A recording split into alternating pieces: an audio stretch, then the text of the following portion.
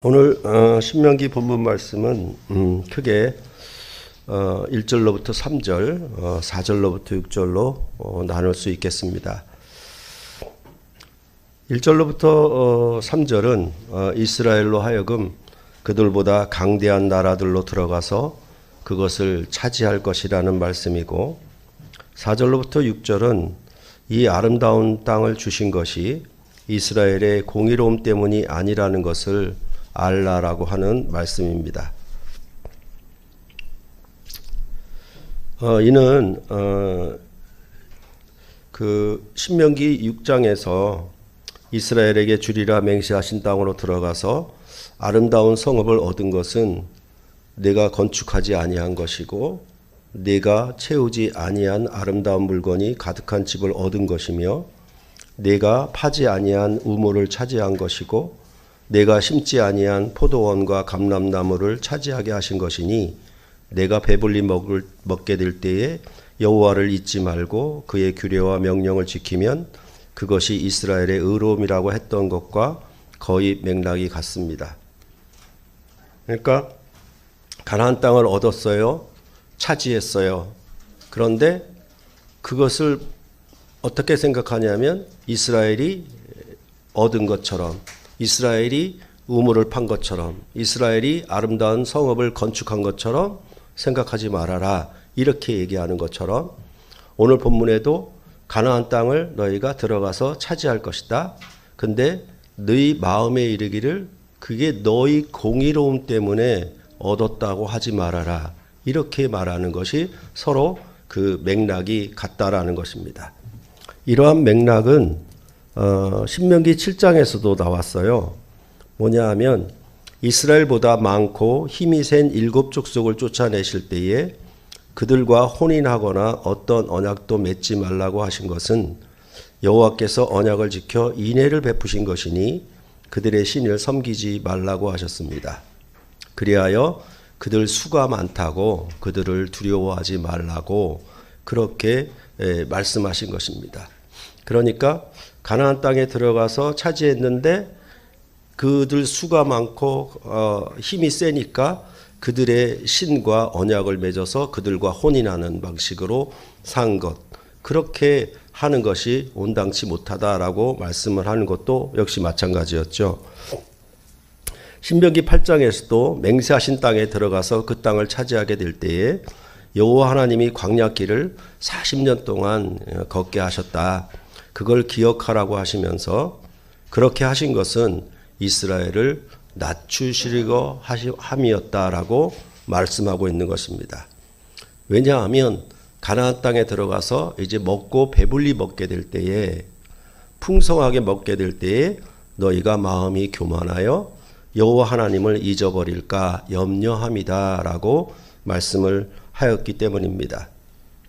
그러니까 그러한 맥락과 똑같이 가나안 땅에 들어가거든, 가나안 땅을 차지하거든 이러지 말아라, 이러지 말아라. 이건 네가 건축하지 않은 것이고 이게 네 힘으로 얻은 것도 아니고, 그리고 너희가 하나님께서 너희가 그것을 차지하게 될 때에는 그것을 들어가서 먹을 때에 이게 내가 배불리 먹으니까 교만해지려고 먹으려고 하면 안 된다, 이런 식으로 계속 얘기를 하고 있는 거예요. 그런데 오늘은 주제가 뭐냐 하면 그것이 너희가 공의로움 때문이라고 생각하지 말아라, 이렇게 말씀하는 것입니다. 그러면 이러한 공의로움 때문이 아니라 여호와 하나님께서 그 가나안 땅을 너희에게 차지하게 하신 것은, 그것은 가나안 족속들을, 그 악한 자들을 심판하기 위함이고, 그것은 이스라엘의 조상들에게 맹세하신 언약을 이루려 하심이지 너희 공의로움이나 너희 정직한 때문이 아니야 라고 그렇게 오늘 본문은 말씀을 하고 있는 것입니다. 그러면 이런 여러 가지 그들을 두려워하지 말아라, 수가 많다고, 그 다음에 너희가 배불리 먹을 때 교만하지 말아라, 그 다음에 광야길을 걷을 때 너를 겸손하게 했다, 이런 그런 얘기들은 전반적으로 다 어디에 속하냐면 신명기 6장 4절과 5절에 전부 걸려 있는 거예요. 그러니까 여러 가지 좀 다른 언어가 나오고 주제가 바뀐다 하더라도 결국은 뭐냐 하면 신명기 6장 4절과 5절에 전부 걸려 있는 거예요.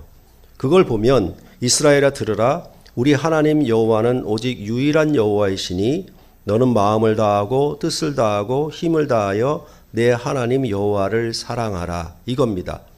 그러니까 너희는 여호와 하나님과 언약을 맺은 백성이고 그러므로 너희가 마음과 뜻을 다하고 힘을 다해서 주 너희 하나님을 사랑하라. 사랑하게 되면 그들이 수가 많다고 두려워하지 않게 된다.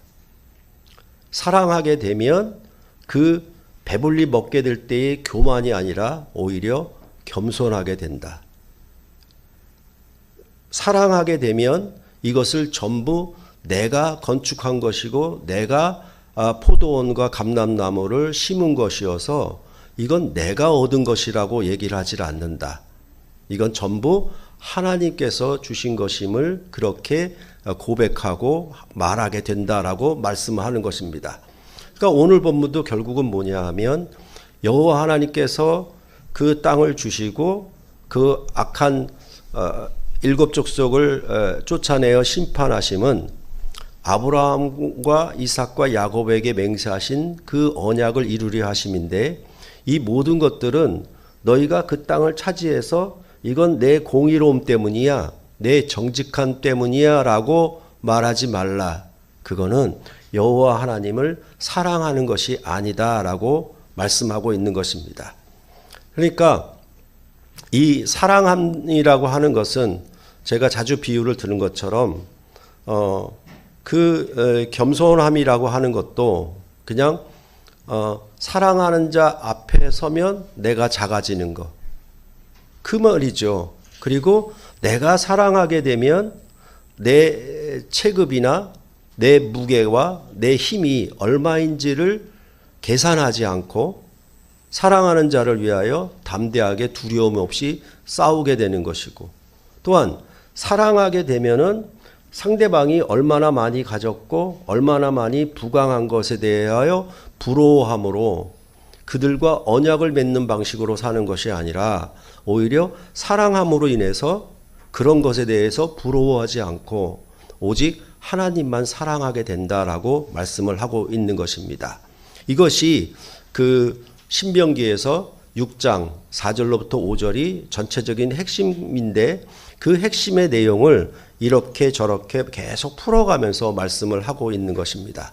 근데 문제는 뭐냐 하면 가나안 땅을 얻었을 때, 가나안 땅을 차지하게 됐을 때, 무언가 성과를 이루었고 무언가 목표를 이루었을 때, 어느 위치에 올라갔을 때, 그때 생겨나는 점에 대하여 지금 계속 반복하면서 얘기를 하고 있다는 것을 여러분들이 생각하시면 되겠습니다.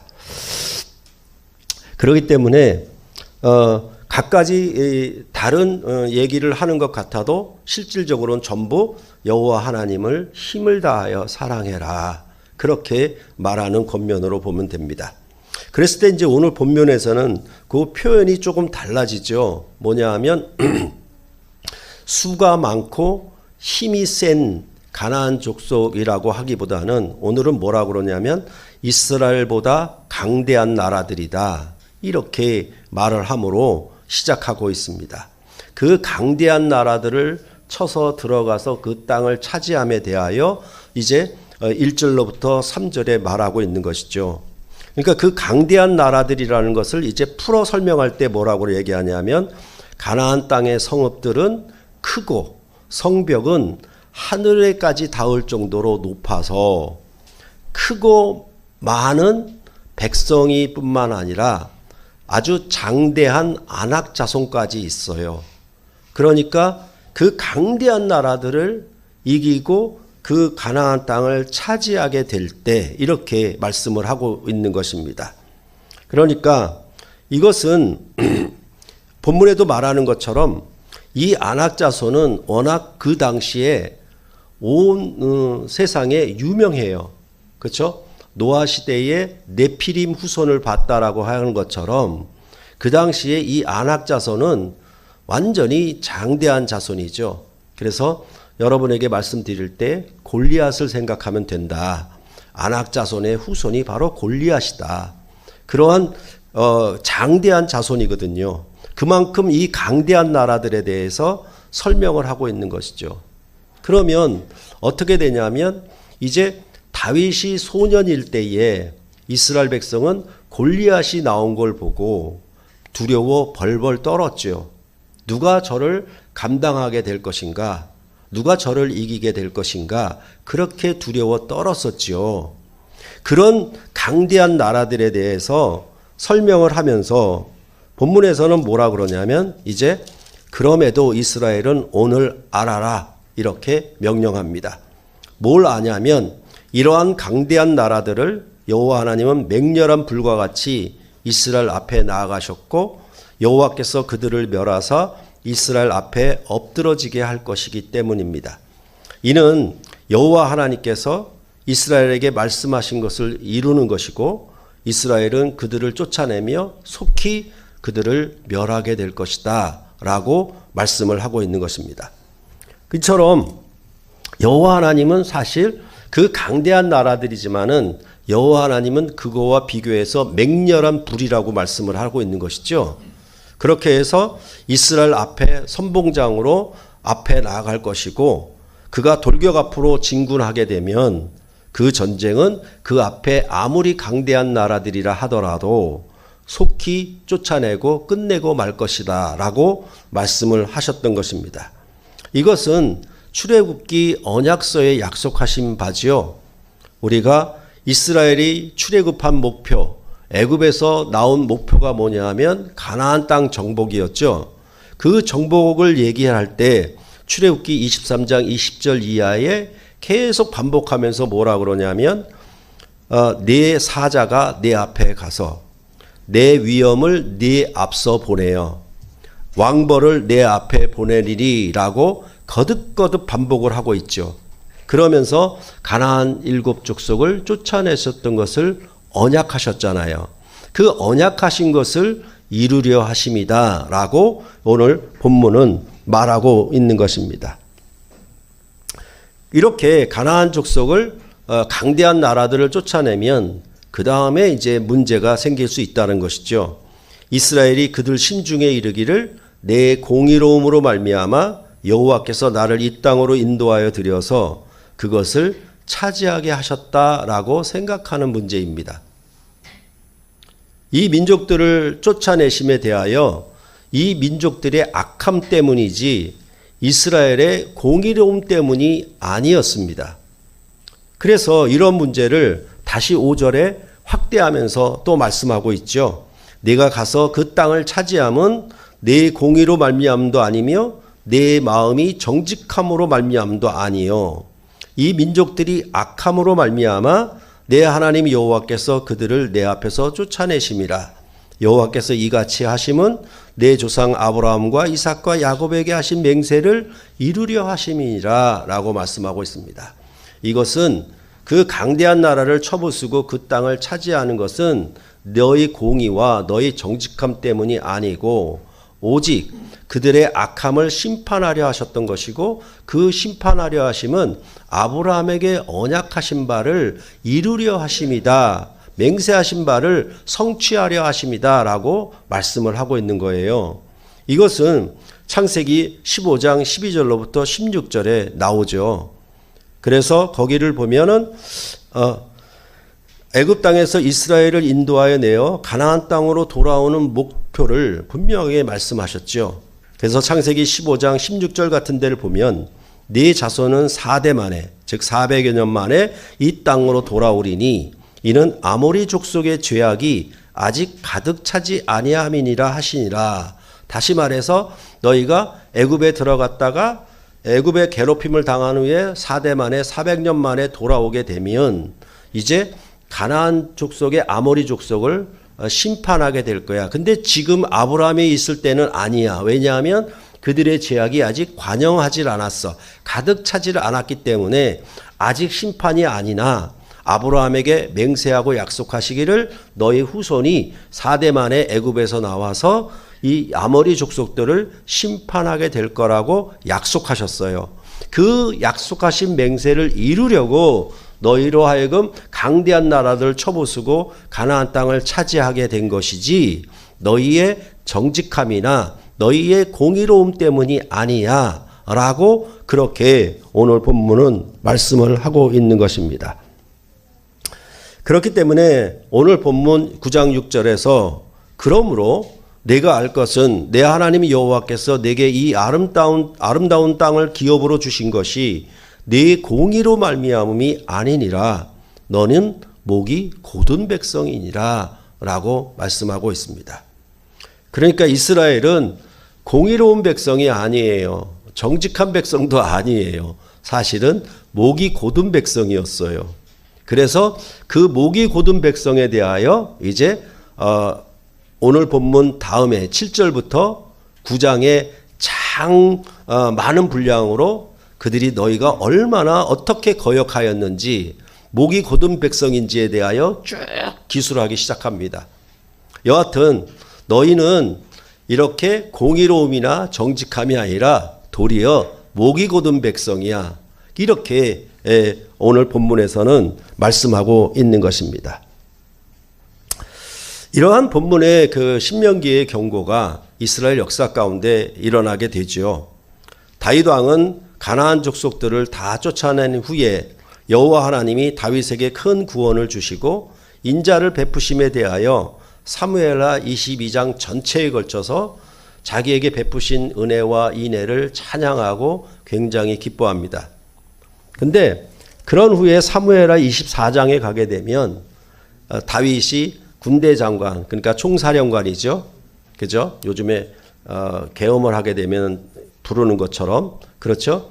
그렇게 군대 장관 요한을 시켜서 뭐라고 얘기하냐면 이스라엘의 모든 지파에 인구 조사를 하라고, 그래서 백성의 수를 보고하게 하라고 그렇게 명령을 내렸습니다. 이 일이 바로 여호와 하나님의 큰 진노를 사게 되었죠. 뭐냐 하면 이 가나안 족속을 쫓아내면 앞서 말씀드린 것처럼 아브라함에게 맹세하신 언약을 이룬 것이고 출애굽의 목표를 이룬 것이고 그것이 다윗 때 완성된 거예요. 그런데 이것을 이루고 나서 무슨 생각이 들었냐면 나는 얼마나 많은 백성을 거느리는 왕인가, 나는 얼마나 수가 많은 백성을 내 백성으로 부리고 있는 왕인가. 이게 바로 자기의 공의로움이나 정직함 때문인 것으로 생각하여서 인구조사를 하게 한 거예요. 그러니까 여호와 하나님의 진노를 사서 세 가지의 진노를 받을 형벌을 얘기를 했는데 가장 약한 것으로 다윗 왕이 택하였을 때 이스라엘 백성에게 전염병이 돌게 해가지고 7만 명이 죽었다라고 말씀을 하고 있습니다. 그런데 묘하게도 이 전염병이 돌다가 멈춘 것이 어디냐면 아라우나의 타작마당이었습니다. 이 아라우나의 타작마당을 다윗이 돈을 주고 사게 됩니다. 그리고 그곳에서 제단을 쌓고 번제와 허목제를 여호와 하나님께 드리게 됩니다. 그러므로 말미암아 이제 이스라엘에게 내리는 재앙이 그쳤다라고 말씀을 하고 있는 것입니다. 그런데 이 아라우나의 타작마당은 나중에 다윗의 아들 솔로몬이 성전을 짓는 성전터가 됩니다.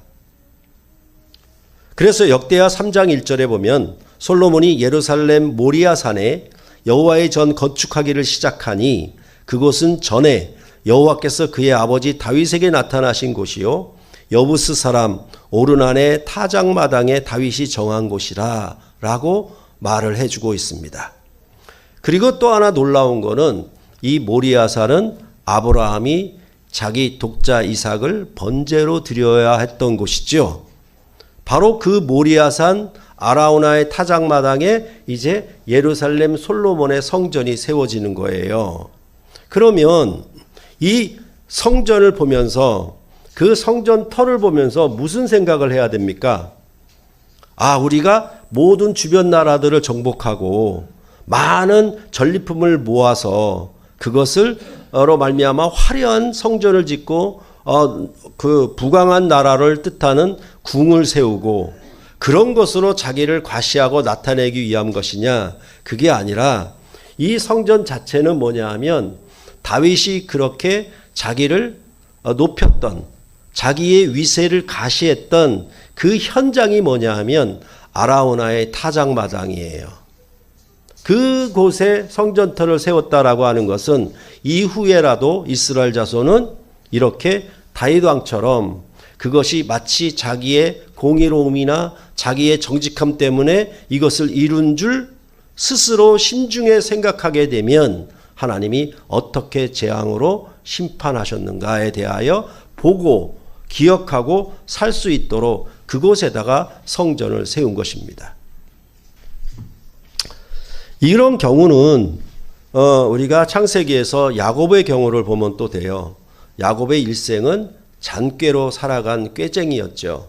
그렇죠? 그러니까 쉽게 말하면 얌체 족속이죠. 이 야곱은.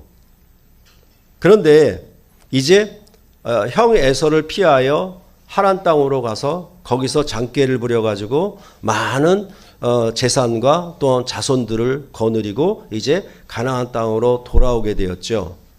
그때 그 야복강 나루터에서 여호와의 천사와 씨름을 하는 장면이 나옵니다. 씨름할 때에 그 천사가 야곱의 예전에는 환도뼈라고 그랬는데 요즘 번역은 허벅지 관절이래요. 그러니까 여기 고관절 나가면 그냥 아무런 힘을 못 쓰는 거죠. 그렇죠? 그러니까 그 허벅지 관절이 어긋났다라고 말하고 있는 것입니다. 다시 말해서 도저히 자기 힘으로 이길 수 없는 상태로 만들어 놓은 거예요. 그런데도 야곱은 그 허벅지 관절이 어긋났음에도 골절이 났음에도 불구하고 뭐냐면 그 천사를 날이 새도록 붙잡고 가지 못하게 했습니다. 왜 가지 못하게 했냐면 당신이 나를 축복하지 아니하면 내가 천사가 가는 것을 못하게 하겠다라고. 그 말은 뭡니까? 아주 간절하게 매달린 것이죠. 내 일생이 잔꾀와 내 허벅지 관절에서 나오는 힘으로 살았는데 그리해서 이만큼 많은 부강함을 이루었는데 이제 막상 형 에서와 있는 땅으로 가려고 하니까 두렵고 무서웠고 도저히 자기가 이제까지 살아왔던 방식으로는 감당해낼 수가 없으니까 이제 여호와의 천사와 씨름해서 그와 싸워서 이겼다라고 얘기합니다. 그래서 야곱의 이름을 이스라엘로 바꿔준 거예요. 그래서 이스라엘 이름이 시작된 것이죠. 뭐냐 하면 여호와 하나님과 겨루어 이겼다라는 뜻이 이스라엘이에요. 그만큼 그 뜻은 뭡니까? 실제로 내가 싸움을 벌여가지고 내가 어떻게 강펀치를 매겨서 여호와 하나님을 이겼다 그 말이 아니고 뭐냐 하면 여호와 하나님을 끝까지 붙잡고 매달려서 의지할 수밖에 없는 그것으로 이겼다라는 얘기겠죠. 그렇죠? 그게 뭐냐 하면 결국은 여호와 하나님을 붙들고 사랑하고 의지했다라는 얘기겠죠. 그죠? 그렇게 얘기를 하고 있는 것입니다. 이러한 예는 비단 신명기만 아니고 야곱과 다윗뿐만이 아니고 지난 시간에 말씀드렸던 히스기야 왕도 역시 마찬가지 케이스입니다. 그렇게 본다라고 하면 여러분과 저는 우리의 공의로움이나 정직함 때문에 구원을 얻었는가? 그것을 생각해 볼 필요가 있겠죠. 그것은 절대 아닙니다. 로마서에서 말하기를 유대인이나 이방인이나 모두 다 하나님 앞에 그 심판 아래 있게 되었다라고 말합니다. 의인이 하나도 없다라고 그렇게 말을 하는 가운데 3장 21절에서 이제 새로운 하나님의 의가 나타났다. 그건 율법과 상관없는 것이고 율법과 선지자의 증거를 받은 것이라 라고 얘기를 하고 있는 것입니다. 그 하나님의 새로운 의는 뭐냐 하면 예수 그리스도를 믿음으로 말미암는 의예요. 그러면 이 새로운 의를 주시는 배경이 유대인이나 이방인이나 뭔가 공의로움이 있고 정직함이 있어서 주신 것이 아니라 완전히 하나님의 심판 아래 다 죽게 되었거든요. 그런 상황에서 하나님이 새로운 의를 주신 거예요. 예수 그리스도를 믿음으로 말미암은 의를 주신 것이죠. 그것이 바로 우리의 구원이 되었다라고 말씀을 하고 있는 것이고, 그 예수 그리스도를 믿음으로 말미암는 의는 이제 모든 믿는 자에게 미치는 하나님의 의다, 이렇게 말씀하고 있습니다. 그것은 유대인이나 이방인 모든 만민에게 미치는 하나님의 의라고 말씀하고 있는 것이죠. 그래서 3장에 그렇게 얘기한 다음에 4장 이하에서 무슨 얘기를 하냐면 아브라함의 믿음을 얘기해요. 그 믿음으로 말미암은 의가 무엇인지.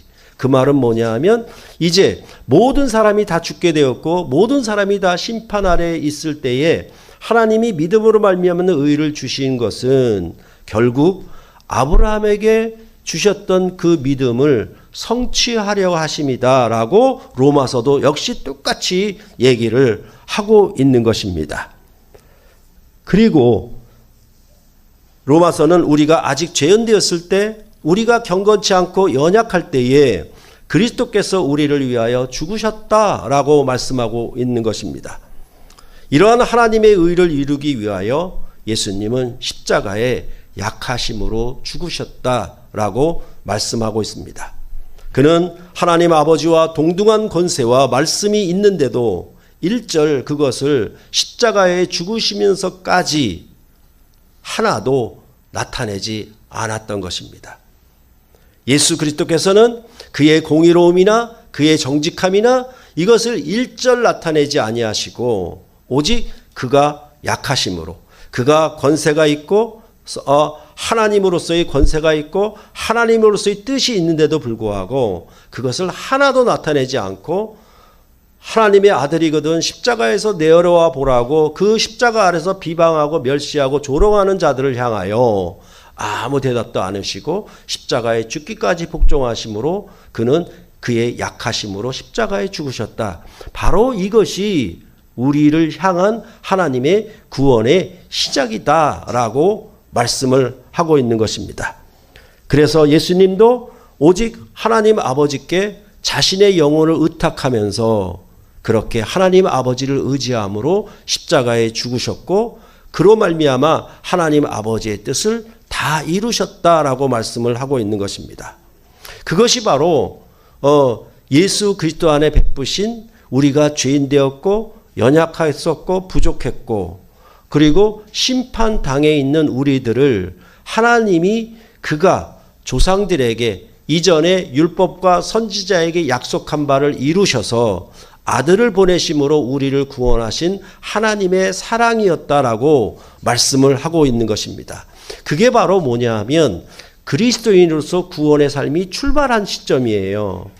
그러니까 항상 무엇으로부터 출발해야 되냐면 나 같은 자를 어떻게 하나님이 이렇게 큰 구원으로 은혜를 베푸셔서 날 사랑하심으로 구원하셨는가, 그것을 깨닫고 아는 것이 바로 신자의 구원 얻는 첫 시작이에요.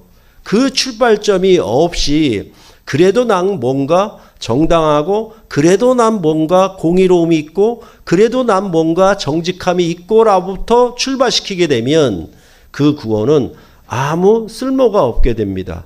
꼭 나중에 사고를 치게 돼 있어요.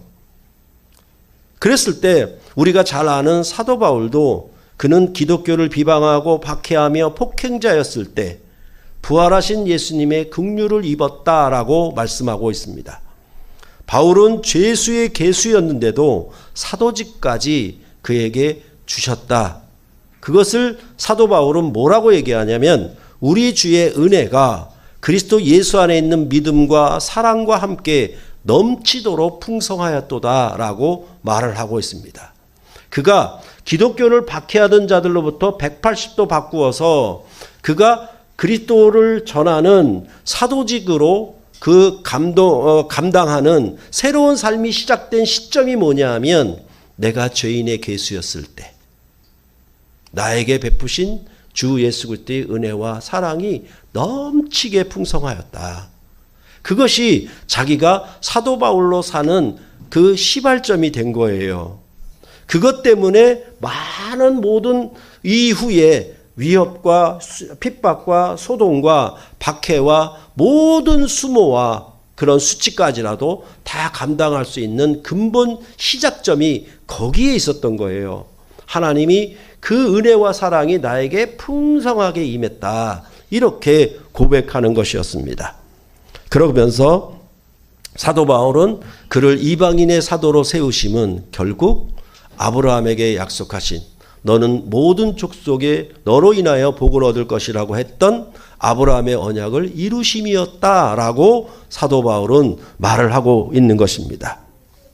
이러한 사도 바울에게 뭐냐 하면 지극히 큰 신령한 계시를 주셨다라고 말씀하고 있습니다. 그러니까 좀 신비적인 그 은사를 본 것이죠. 뭐 3층전까지 봤다.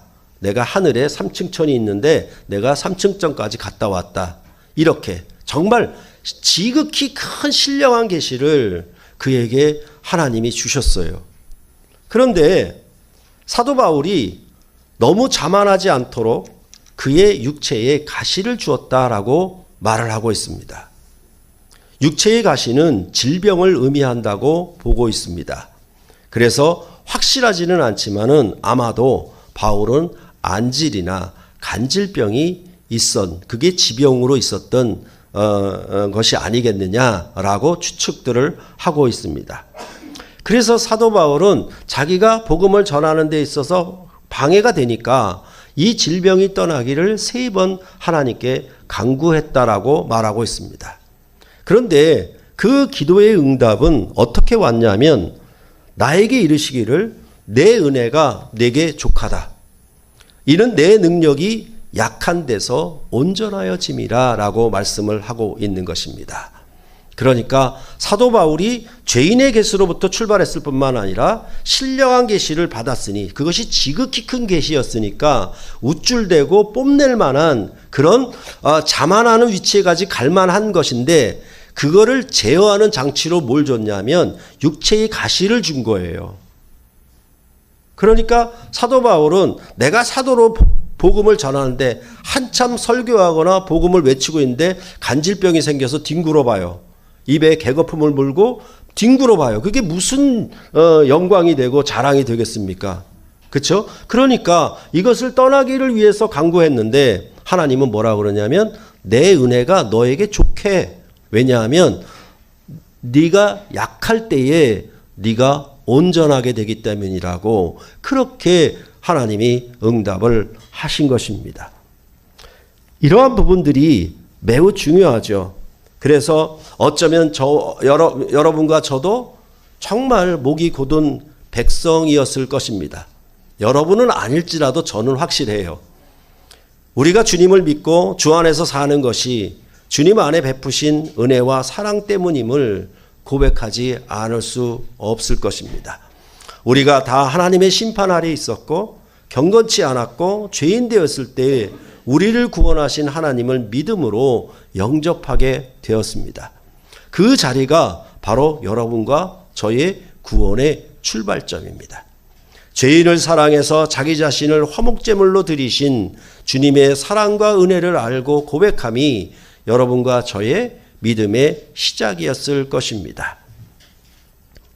그랬을 때 오늘 말씀을 우리에게 좀 적용해 본다면 우리가 복음을 바르게 알고 기뻐함이 우리의 이해력이 좋아서 아니라는 것을 우리가 생각했으면 좋겠습니다.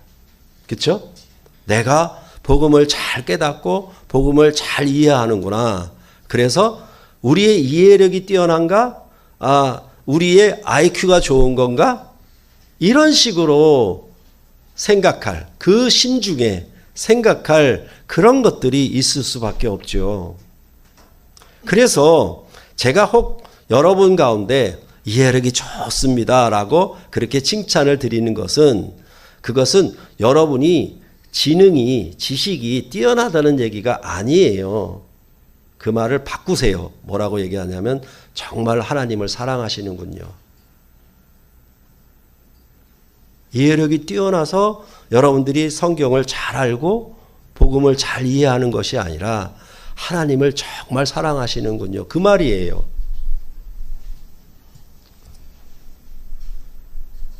저도 여러분이 보시고 경험하신 것처럼 뛰어난 영재나 천재가 아니지 않습니까?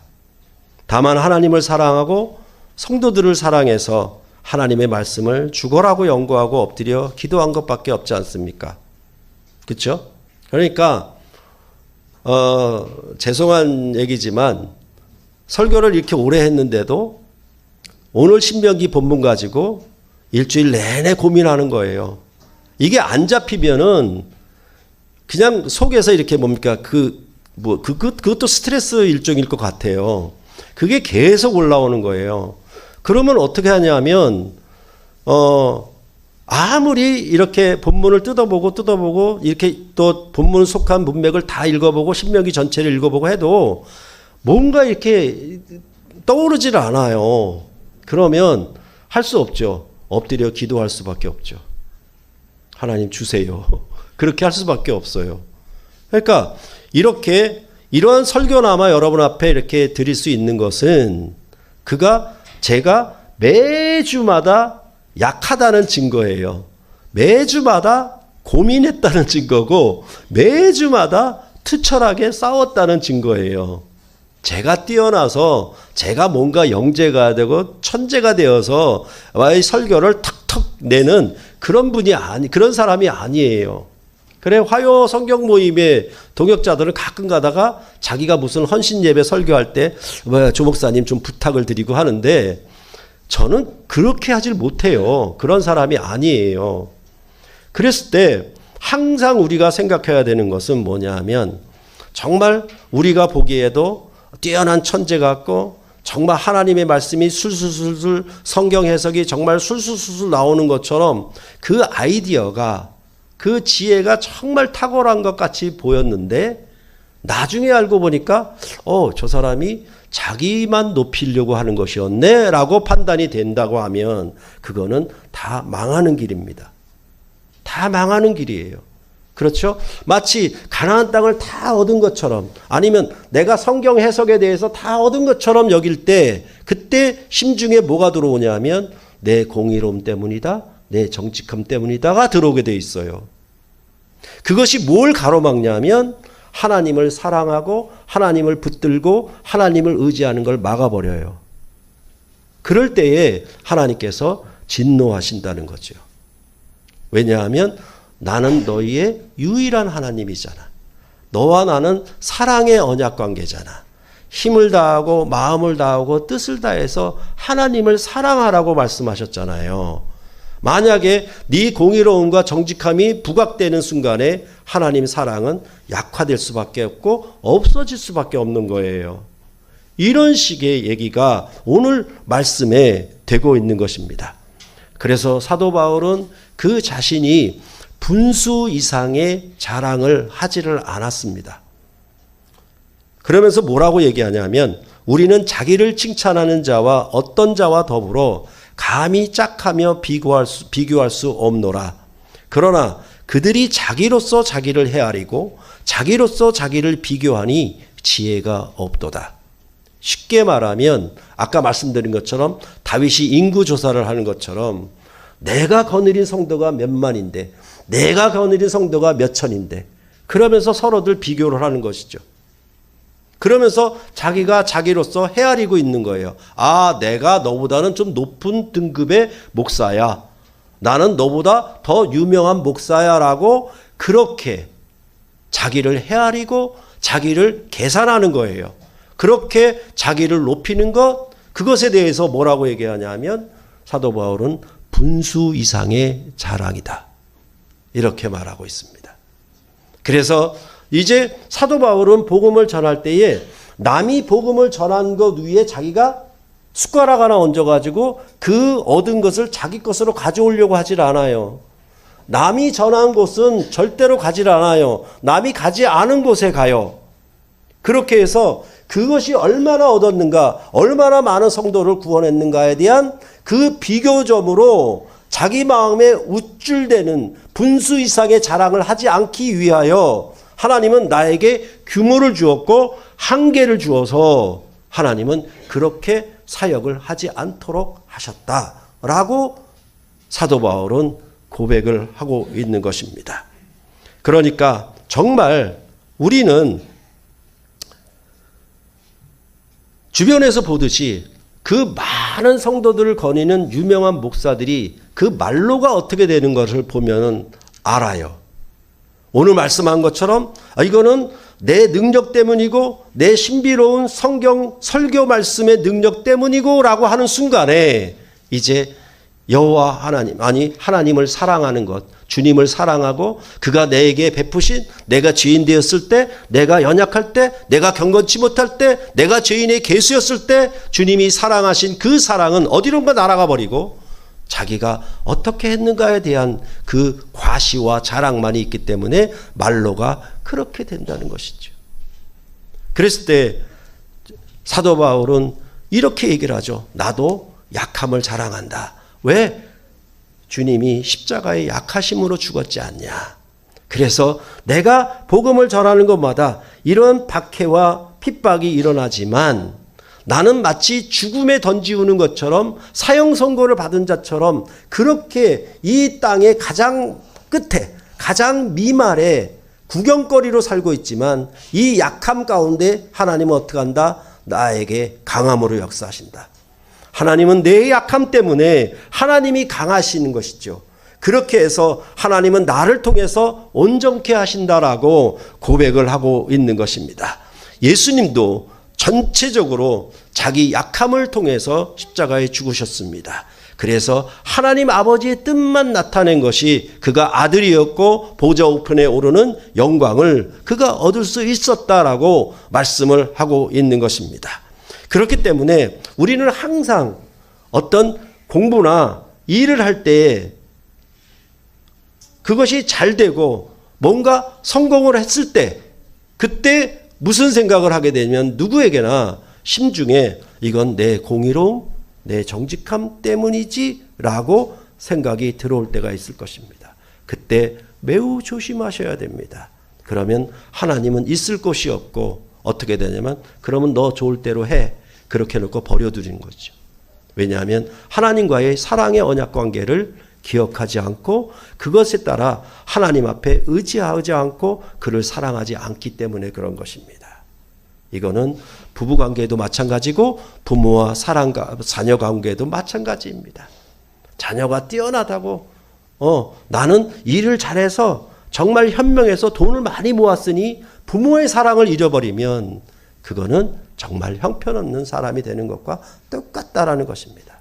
그렇기 때문에 우리가 비록 적을지언정 우리는 여기서 하나님의 강함이 나타나는 뭔가 빌미가 될 것이고 여러분의 삶과 여러분의 환경 속에서 뭔가 약함이 고난이 있을 때 그 약함이 하나님이 나타나시는 강함으로 역사하시는 여러분을 온전케 하시는 그 계기와 기회와 찬스가 된다는 사실을 늘 기억하셔야 하는 것입니다. 그렇기 때문에 복음을 알고 기뻐함, 내가 이제 모든 것을 통달했다라고 하는 그 순간에 우리는 하나님이 죄인인 나를 사랑하셔서 이만큼 사랑하셨으니 더욱 하나님을 의지하고 하나님을 더욱 사랑하는 방식으로 그렇게 자신의 약함을 통해서 나아간다고 하면 하나님은 우리를 더욱 온전케 세워주실 것이고 새물결교회도 그렇게 세워주실 것입니다. 이 일에 여러분들이 함께함으로 하나님을 끝까지 힘있게 마음을 다해서 사랑하는 여러분과 제가 되시기를 간절히 소원합니다. 기도하시겠습니다.